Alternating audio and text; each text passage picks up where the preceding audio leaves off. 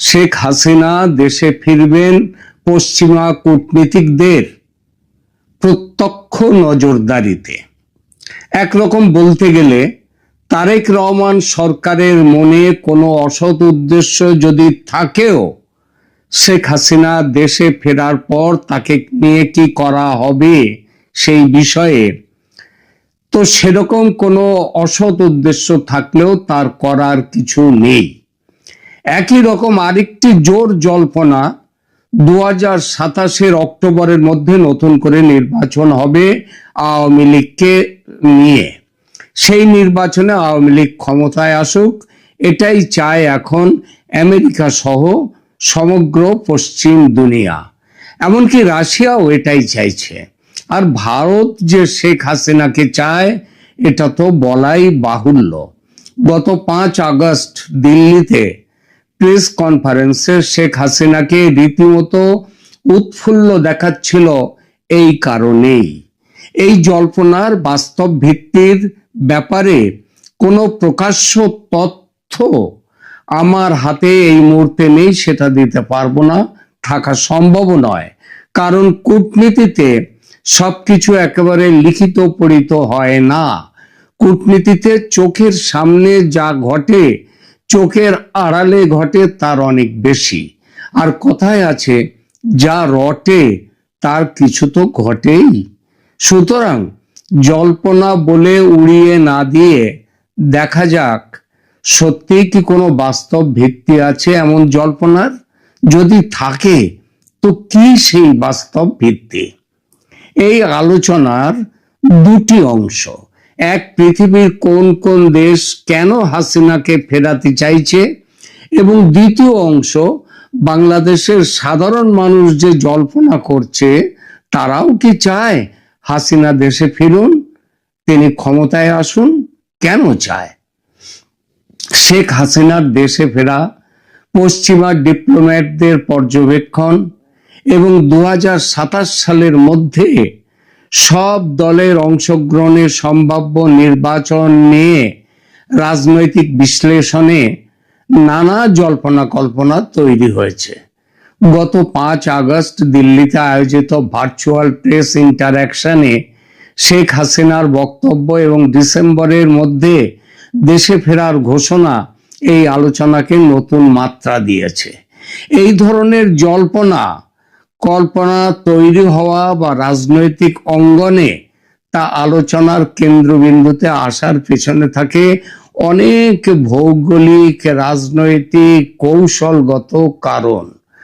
আন্তর্জাতিক পরাশক্তি যারা মাত্র 2 বছর আগে অনেক ষড়যন্ত্র করে ক্ষমতাচ্যুত করেছিল শেখ হাসিনাকে, তারা যদি আবার এখন সেই শেখ হাসিনাকে ক্ষমতায় ফিরিয়ে আনতে চায় তাহলে মানতেই হবে বড় কিছু পরিবর্তন ঘটে গেছে। বিকল্প সরকারের কাছে যে প্রত্যাশা ছিল সেটা পূরণ হয়নি, এটা একটা বড় কারণ। পশ্চিমা শক্তি কেন চলে গিয়েছিল শেখ হাসিনার বিরুদ্ধে?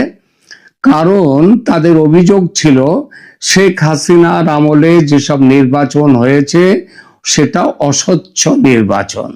তিনি গণতন্ত্রের অপব্যবহার করে ক্ষমতা আঁকড়ে রেখেছেন, এই ছিল অভিযোগ। তার দেশে আইনের শাসন নেই, হাসিনা আমেরিকার কথা মতো চলেন না, তিনি মার্কিন তথা পশ্চিমা স্বার্থের অনুকূল নন। সুতরাং যে মেটিকুলাস ডিজাইনের কথা স্বয়ং বলেছেন ইউনূস, সেই ডিজাইন পশ্চিমের পরাশক্তিরা মিলেমিশে কার্যকর করেছিল বাংলাদেশে, এটা অনেকেরই দৃঢ় বিশ্বাস। শেখ হাসিনা চলে গেলেন, তারপর কি হলো? মার্কিন যুক্তরাষ্ট্র, ইউরোপীয় ইউনিয়ন সাধারণত একক কোনো দলের প্রতি বা ব্যক্তির প্রতি সমর্থন দেওয়ার চেয়ে রাজনৈতিক প্রক্রিয়ার আন্তর্জাতিক গ্রহণযোগ্যতা ও তার স্থায়িত্ব নিশ্চিত করতে বেশি আগ্রহী। যে কোনো নির্বাচন যদি দেশের অন্যতম বড় রাজনৈতিক দলকে সম্পূর্ণ বাইরে রেখে অনুষ্ঠিত হয়, যেটা তারা বলেন 2024 এবং তার আগের নির্বাচনেও বিএনপিকে বাইরে রেখে হয়েছিল বলে তাদের অভিমত, সুতরাং সেটা যদি হয়ে থাকে তাহলে আন্তর্জাতিক মানদণ্ডে সেসব নির্বাচন প্রশ্নবিদ্ধ হয়। পশ্চিমা কূটনীতিকদের নজরদারির বিষয়টি মূলত একটি গ্রহণযোগ্য ও সহিংসতামুক্ত নির্বাচনের কাঠামোর ইঙ্গিত হিসেবে বিশ্লেষকদের আলোচনায় উঠে এসেছে এবার। সেজন্যই তারা শেখ হাসিনাকে ফেরত নিয়ে যেতে চাইছেন, তার নিরাপত্তাও দেবেন এবং সেই সঙ্গে আগামী নির্বাচনটাও যাতে স্বচ্ছভাবে হয়, অন্তর্ভুক্তিমূলক সবাইকে নিয়ে হয়, সেই ব্যাপারটাও তারা দেখবেন। রাশিয়ার ক্ষেত্রে এটা কি? রাশিয়ার অর্থনৈতিক ও অবকাঠামোগত স্বার্থ বাংলাদেশের রূপপুর পারমাণবিক বিদ্যুৎ কেন্দ্র সমেত রাশিয়ার একাধিক বড় বিনিয়োগ রয়েছে। মস্কো সব সময় রাজনৈতিক ধারাবাহিকতা ও এমন এক সরকারের উপস্থিতি পছন্দ করে যা বিগত চুক্তিগুলোর বিশ্বস্ততা বজায় রাখে। ভারতের নিরাপত্তাগত কৌশলগত অবস্থানটা কি? ভারত দীর্ঘমেয়াদে তার পূর্ব সীমান্তে একটি বন্ধুত্বপূর্ণ ও স্থিতিশীল সরকার দেখতে চায়।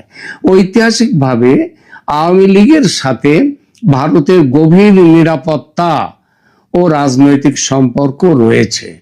দিল্লি বিশ্বাস করে যে আঞ্চলিক সন্ত্রাসবাদ দমন এবং উত্তর পূর্ব ভারতের নিরাপত্তার স্বার্থে বাংলাদেশে একটি স্থিতিশীল রাজনৈতিক সমঝোতা জরুরি। শেখ হাসিনার পতনে ভারত ও রাশিয়ার কোনো ভূমিকা ছিল না, ওটা ছিল একান্তভাবেই আমেরিকা ও পশ্চিমা শক্তির খেলা। কিন্তু শেখ হাসিনার পতনে পশ্চিমা শক্তি যা চেয়েছিল তা তো পেলই না, উল্টে অবস্থা আরো খারাপ হলো। আইনের শাসন একেবারে ভেঙে পড়লো।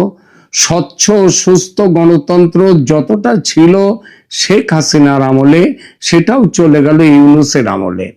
অক্ষম প্রশাসনে দেশের অর্থনীতি মুখ থুবড়ে পড়ল। বিচার বিভাগ আক্রান্ত মবক্তেসির হাতে। মব যাকে খুশি তাকে মারছে, বিচার নেই। সংবাদপত্রের স্বাধীনতা নেই। নতুন বিপদ হলো ধর্মীয় মৌলবাদের প্রচন্ড বিস্তার এবং আমেরিকার চাওয়াকে অগ্রাহ্য করে চীনের সঙ্গে অতিমাত্রায় দহরম মহরম। আর এসবের এই সব কিছু নিট রেজাল্ট, চীন বাদে সমস্ত পরাশক্তি একজোটে সিদ্ধান্ত নিয়েছে বাংলাদেশকে বাঁচাতে শেখ হাসিনাকে চাই। বড় কারণ আওয়ামী লীগের দীর্ঘ ট্র্যাক রেকর্ড, দৃঢ় ও শক্ত ভোট ব্যাংক। দীর্ঘ 15 বছরের বেশি সময় ক্ষমতায় থাকার কারণে দেশের প্রশাসন, ব্যবসা বাণিজ্য, গ্রাসরুট লেভেল রাজনৈতিক কাঠামোর একটা নির্দিষ্ট অংশে আওয়ামী লীগের সমর্থন ভিত্তি রয়ে গেছে। রাজনৈতিক বিশ্লেষকদের মতে একটি বৃহৎ জনগোষ্ঠীকে দীর্ঘকাল রাজনৈতিক প্রক্রিয়ার বাইরে রাখলে তা দেশে স্থায়ী রাজনৈতিক অস্থিতিশীলতা বা চরমপন্থার জন্ম দেবে। আইনি প্রক্রিয়া ও আন্তর্জাতিক পর্যবেক্ষণ, শেখ হাসিনার সমর্থক ও বেশ কিছু আন্তর্জাতিক বিশ্লেষক নিরপেক্ষ, তারাও মনে করেন আইনি লড়াই ও আন্তর্জাতিক কূটনৈতিক মধ্যস্থতার মাধ্যমে একটি মধ্যবর্তী সমাধানের রাস্তা খোঁজা হতে পারে, যেখানে সরাসরি ক্ষমতা হস্তান্তর না হলেও রাজনীতিতে অংশগ্রহণের সুযোগ তৈরি হতে পারে। শেখ হাসিনাকে কেন্দ্র করে এসব জল্পনার মূল কারণ হলো ভূ রাজনৈতিক শক্তিগুলোর নিজেদের কৌশলগত নিরাপত্তা নিশ্চিত করার ইচ্ছা এবং বাংলাদেশে একটি স্থায়ী ও গ্রহণযোগ্য শাসন ব্যবস্থা গড়ে তোলার বৈশ্বিক তাগিদ। সারা বিশ্ব জুড়ে এই তাগিদ। বোঝা গেল কেন পশ্চিমা বিশ্ব চাইছে যে শেখ হাসিনা ক্ষমতায় ফিরুন। আর ক্ষমতায় ফিরতে গেলে একটি নতুন নির্বাচনের দরকার, কারণ তারেকের মেয়াদ তো সেই 2031 সাল পর্যন্ত। ততদিন অপেক্ষা করতে হলে দেশের সর্বনাশ হয়ে যাবে। তাই তারা শেখ হাসিনার দেশে ফেরা যাতে নিরাপদ হয় এবং তার ক্ষমতা গ্রহণ যাতে দ্রুত হয়, সেই ব্যবস্থাপনা করতেই পারে। এবার আসি আমাদের আলোচনার দ্বিতীয় পর্বে। বাংলাদেশের মানুষ এই বিষয়টা কোন চোখে দেখছে? দেখুন, পরাশক্তিদের বিশ্লেষণের সঙ্গে কি তারা সহমত বাংলাদেশের মানুষ? চলুন দেখা যাক সেই প্রশ্নটি। 2024 সালের জুলাই আগস্টের রাজপথের সেই রক্তঝরা দিনগুলোর কথা একবার ভেবে দেখুন। যে তরুণ সমাজ, যে আপামর জনগণ নিজেদের বুকের রক্ত ঢেলে দিয়ে একটি শক্তপোক্ত সরকারের পতন ঘটিয়েছিল, মাত্র 2 বছরের ব্যবধানে সেই আন্দোলনের স্মৃতি আজ মানুষের মন থেকে ফিকে হয়ে গেছে। ইতিহাসের কি নির্মম পরিহাস দেখুন। আজ সাধারণ মানুষের মুখে মুখে একটি বাক্যই ঘুরে ফিরে আসছে, এর চেয়ে মানে ইউনূসের শাসনের চেয়ে, তারেক রহমানের শাসনের চেয়ে শেখ হাসিনার আমলই ভালো ছিল। কেন মাত্র 2 বছরের মাথায় একটি গণ অভ্যুত্থানের রক্তস্নাত অর্জন এভাবে ধূলিসাৎ হয়ে গেল? কিভাবে একটি দেশের কোটি কোটি মানুষ স্বৈরাচার মুক্ত হওয়ার আনন্দের পর আবার অতীতমুখী নস্টালজিয়া বা পুরনো দিনের প্রত্যাবর্তনের মধ্যে সান্ত্বনা খুঁজতে শুরু করলো? আজকে এই সত্যটি লুকোনোর কোনো উপায় নেই। আজ আমাদের অত্যন্ত সোজা সাপটা ভাষায় এই গণ হতাশার নেপথ্য কারণগুলো বিশ্লেষণ করতে হবে, এবং সেটা বিশ্লেষণ করলে আমরা জানতে পারবো, বুঝতে পারবো কেন পশ্চিমা শক্তির এবং অন্যান্য পরাশক্তিদের যে পরিকল্পনা বাংলাদেশকে নিয়ে, অর্থাৎ শেখ হাসিনাকে ফিরিয়ে এনে নতুন নির্বাচনের ব্যবস্থা করে আবার যাতে ক্ষমতা তার হাতে ফেরে, সেই ব্যবস্থা কেন দেশের মানুষ সমর্থন করছে সেইটা বলা। দেশের মানুষের প্রধান হতাশা হচ্ছে যে শেখ হাসিনার বিরুদ্ধে লড়াই করলো তারা, বলা হলো ফ্যাসিবাদের বিরুদ্ধে লড়াই, কিন্তু ফ্যাসিবাদের বিরুদ্ধে সেই লড়াই গিয়ে আত্মসমর্পণ করলো মৌলবাদের কাছে। এই স্বপ্নভঙ্গের প্রথম এবং প্রধান কারণ হলো আদর্শের চরম বিশ্বাসঘাতকতা। জুলাইয়ের আন্দোলন জন্ম নিয়েছিল ফ্যাসিবাদের বিরুদ্ধে একটি বৈষম্যহীন, গণতান্ত্রিক এবং অন্তর্ভুক্তিমূলক বাংলাদেশ করার অঙ্গীকার নিয়ে, কিন্তু ক্ষমতা বা নির্বাচনের অঙ্ক মেলাতে গিয়ে আন্দোলনের নেতৃত্ব পরবর্তী রাজনৈতিক শক্তিগুলো তারা হাত মেলালো ধর্মীয় মৌলবাদী গোষ্ঠীগুলোর সাথে। যে তরুণরা একটি মুক্ত চিন্তার বাংলাদেশ চেয়েছিল, তারা দেখলো ফ্যাসিবাদের জায়গা দখল করে নিচ্ছে ধর্মীয় উগ্রবাদ ও মৌলবাদ। জামাতে ইসলামী সহ চরমপন্থী গোষ্ঠীগুলোর সাথে প্রকাশ্য অপ্রকাশ্য নির্বাচনী জোটে জড়িয়ে আন্দোলনকারীরা প্রমাণ করলো তাদের কাছে ফ্যাসিবাদ বিরোধিতা কোনো নৈতিক অবস্থান ছিল না, তা ছিল কেবলই ক্ষমতা দখলের সিঁড়ি। তারা স্বাধীনতার কথা বলে স্বাধীনতা বিরোধী শক্তির কাছেই নিজেদেরকে সমর্পণ করলো। সাধারণ মানুষ দেখলো এক অত্যাচারী শাসকের বিদায়ের পর সমাজে রন্ধ্রে রন্ধ্রে মৌলবাদের বিস্তার ঘটছে, ব্যক্তি স্বাধীনতা খর্ব হচ্ছে এবং নতুন করে ভয় ও ভীতি ছড়িয়ে দেওয়া হচ্ছে। ফ্যাসিবাদের বিপরীতে মৌলবাদকে গ্রহণ করাটা জনগণ মেনে নেয়নি, মেনে নেওয়া যায় না, কারণ এটা আরো বড় পাপ। দ্বিতীয়ত, নেতৃত্বের পচন, দুর্নীতি এবং অন্তর্বর্তী সরকারের ব্যর্থতা। এইসব কারণ, এর পরের কারণটি আরো করুন।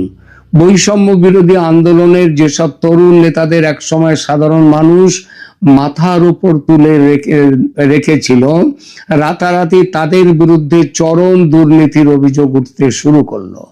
রাজপথের লড়াকু নেতাদের রাতারাতি বিলাসী জীবনযাপন, ক্ষমতার অপব্যবহার, চাঁদাবাজি, বিভিন্ন আর্থিক কেলেঙ্কারিতে জড়িয়ে পড়ার খবর যখন প্রকাশ্যে এলো, তখন জনগণের মোহভঙ্গ হতে সময় লাগলো না। আন্দোলনের ঐক্য ভেঙে খান খান হয়ে গেল। মূলধারার নেতারা একে একে দল ছেড়ে চলে গেলেন। অভ্যন্তরীণ কোন্দল আর ক্ষমতার ভাগাভাগি নিয়ে কাদা ছোড়াছুড়ি হয়ে উঠল প্রতিদিনের ঘটনা। আর এর উপর ভিত্তিপ্রস্তর স্থাপন করেছিল তৎকালীন মোহাম্মদ ইউনূসের অন্তর্বর্তী সরকার। তারা দেশে আইন শৃঙ্খলা প্রতিষ্ঠা করতে সম্পূর্ণ ব্যর্থ, অর্থনীতি সচল রাখতে পারেনি, বিচার ব্যবস্থাকে নিরপেক্ষ রাখতে পারেনি। রাষ্ট্র পরিচালনায় অন্তর্বর্তী সরকারের এই চরম অদক্ষতা এবং রাজনৈতিক অদূরদর্শিতা আজকের এই অরাজক পরিস্থিতির জন্ম দিয়েছে।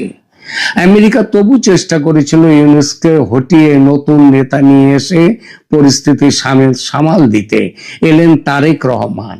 অন্তর্বর্তী সরকারের পর তারেক রহমানের নেতৃত্বাধীন সরকার ক্ষমতায় এসেও জনগণের এই মৌলিক আস্থা ফিরিয়ে আনতে পারল না, বরং সংকট আরো ঘনীভূত হলো।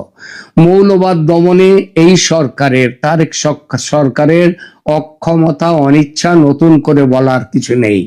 সংসদে বিরোধী দল হিসেবে শক্তিশালী আসনে বসে থাকা জামায়াতে ইসলামী এবং রাজপথের মৌলবাদী শক্তিকে নিয়ন্ত্রণ করার ক্ষমতা বা ইচ্ছা কোনোটাই বর্তমান তারেক সরকারের নেই।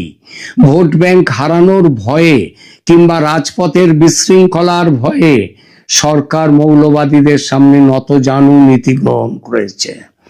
কৌশলগত ভুল চীন নীতি, অর্থনৈতিক সংকট সামাল দিতে সরকার বেজিং এর দিকে অতিরিক্ত ঝুঁকে পড়ল। বাংলাদেশ ফার্স্ট পররাষ্ট্র নীতির নামে চীনের সাথে যে মাত্রাতিরিক্ত মাখামাখি শুরু করেছে তারেক সরকার, তা দেশের আঞ্চলিক ও ভূ রাজনৈতিক ভারসাম্যকে পুরোপুরি ধ্বংসের মুখে ঠেলে দিয়েছে। আর এর পরিণতি কি হচ্ছে? দেশের ধর্মীয় উগ্রবাদের উত্থান এবং ভূ রাজনৈতিক ভাবে চীনের প্রতি একক নির্ভরতা, এই দুইয়ের সমন্বয়ে বাংলাদেশ আজ আন্তর্জাতিক অঙ্গনে মারাত্মক এক অনিশ্চয়তার মুখে পড়েছে। আর এখানেই ভারত, পশ্চিমা বিশ্ব, রাশিয়ার হিসাব নিকাশ এসে মিলে যাচ্ছে এক জায়গায়। যখন একটি দেশে অভ্যন্তরীণ অস্থিতিশীলতা বাড়ে, উগ্রবাদ মাথাচাড়া দিয়ে ওঠে, পররাষ্ট্র নীতি দিশা হারায়, তখন আন্তর্জাতিক পরাশক্তিগুলো নিজেদের নিরাপত্তার সাথে পরস্পর একসাথে হাত বাড়ায়, হাত ধরে। ভারত তার সীমান্তে কোনো ধর্মীয় উগ্রবাদী বা চীনা প্রভাবে পরিচালিত সরকার দেখতে চায় না। দিল্লির কাছে আঞ্চলিক স্থিতিশীলতা ও নিরাপত্তার জন্য পুরনো পরীক্ষিত মিত্র আওয়ামী লীগ অগ্রাধিকার পাবে। আমেরিকা ও ইউরোপীয় ইউনিয়ন বাংলাদেশে অবাধ নির্বাচন ও মানবাধিকারের কথা বললেও তারা উগ্র মৌলবাদের উত্থান বা চীনের আধিপত্য কোনোভাবেই বরদাস্ত করে না। ফলে 2027 সালের মধ্যে শেখ হাসিনা বা আওয়ামী লীগকে অন্তর্ভুক্ত করে একটি আন্তর্জাতিকভাবে স্বীকৃত নির্বাচনের যে জল্পনা চলছে, তার পেছনে এই বৈশ্বিক পরাশক্তিগুলোর নীরব সম্মতি ও প্রত্যক্ষ পর্যবেক্ষণের সম্ভাবনা উড়িয়ে দেওয়া যায় না। আর সেটাই বলা হচ্ছে। আর জল্পনা যা চলছে এখন বাংলাদেশে, যে পশ্চিমা শক্তির নিরপেক্ষ অবস্থানে তাদের সহযোগিতায় শেখ হাসিনা ফিরছেন দেশে। দ্বিতীয়ত, ভোট, আর একটা ভোট খুব শীঘ্রই হতে চলেছে। এটা তাই কোনো অলস মস্তিষ্কের জল্পনা নয়। ইতিহাস কাউকে ক্ষমা করে না। গণ অভ্যুত্থানের মাধ্যমে জড়িত যে সমস্ত অর্জিত যে সুযোগগুলো, সেগুলো যখন দুর্নীতির মাধ্যমে কলঙ্কিত করা হয়, যখন ফ্যাসিবাদের একটা স্ট্যাম্প লাগিয়ে তার বিকল্প হিসেবে ধর্মীয় উগ্রবাদকে মেনে নেওয়া হয়, তখন সাধারণ মানুষ অতিষ্ঠ হয়ে ওঠে। আজ মানুষ যখন দেখে তাদের দৈনন্দিন জীবনযাত্রার ব্যয় আকাশচুম্বী, রাস্তায় আইন শৃঙ্খলার বিন্দুমাত্র নিশ্চয়তা নেই এবং সমাজ জুড়ে মধ্যযুগীয় উগ্রতার দাপট, তখনই তারা পেছনের দিকে তাকায়। শেখ হাসিনার আমলের স্বৈরাচারী রূপকে আড়াল করে মানুষ তখনকার অর্থনৈতিক স্থিতিশীলতা নিরাপদ জীবনের স্মৃতিকে আঁকড়ে ধরতে চায় এবং ধরছে।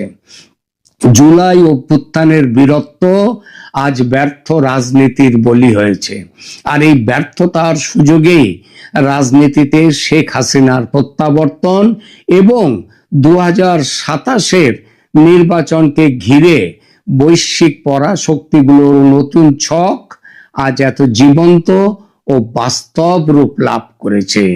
অর্থাৎ হাসিনা ফিরছেন খুব শীঘ্রই, ডিসেম্বরের আগেই, ডিসেম্বরের মধ্যেই, আর তারপরে খুব শীঘ্রই একটি ভোটও হচ্ছে। আজকে এখানেই